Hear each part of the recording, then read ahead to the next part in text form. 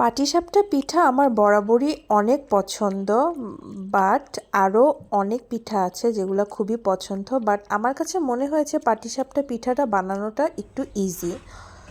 আসসালামু আলাইকুম ফ্রেন্ডস, কেমন আছো তোমরা সবাই? আশা করি সবাই অনেক ভালো আছো, আমিও আলহামদুলিল্লাহ অনেক ভালো আছি। তো প্রথমে আমি গুড়টাকে ছোট ছোট করে শ্রেডেড করে কেটে নিলাম। তারপরে এখানে ব্যাটার বানানোর জন্য আমি সুজি, চাউলের গুঁড়া আর ময়দা দিয়ে এখন এটাকে সুন্দর করে একটা ব্যাটার বানাবো। এই ব্যাটারে আমি লিকুইড হিসাবে দুধ ইউজ করেছি। এটা হচ্ছে সেমি স্কিমড লো ফ্যাট দুধ যেটা।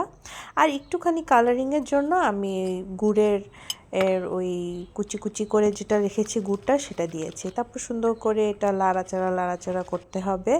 করার পরে এরকম একটা টেক্সচার আসবে। তারপরে এখানে আমি পাটিসাপটার ভিতরে যেই মিক্সচারটা থাকে সেটা প্রিপারেশন করব। তো আমি এখানে বরাবরের মতো দুধ, তারপরে গুঁড়া দুধ দিয়েছি, তারপরে একটুখানি সুজি দিয়েছি ঘনত্বটা করার জন্য।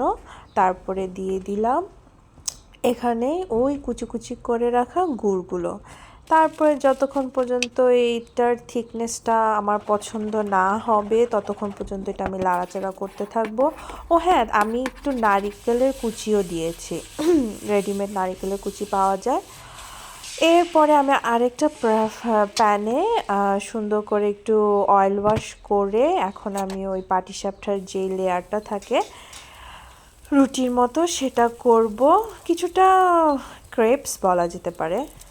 তো আমি প্রথম পাটিসাপটাতে একটু স্ট্রাগল করেছি, এটা যখন এইভাবে ফোল্ড করতে হয় তোমরা দেখতেই পারবা আমার স্ট্রাগলটা একটুখানি বের হয়ে এসেছিলো। বাট এর পরেরগুলাতে অনেক ভালো মতো হয়ে গিয়েছে, খুবই ইজি মনে হয়েছে আমার। এই যে দেখো, এটা হচ্ছে আমার স্ট্রাগল ছিল।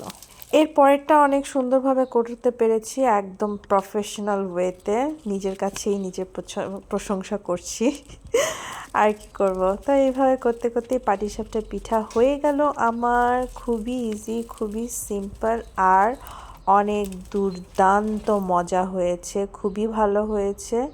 তা আমি এগুলা পুরা 2 দিন ধরে খেয়েছি। এগুলা চাইলে ফ্রিজের মধ্যে রেখে 2-3 দিন রাখা যায়, বেশি রাখলে মজা লাগে না। এই তো শেষ ফ্রেন্ডস, বাই।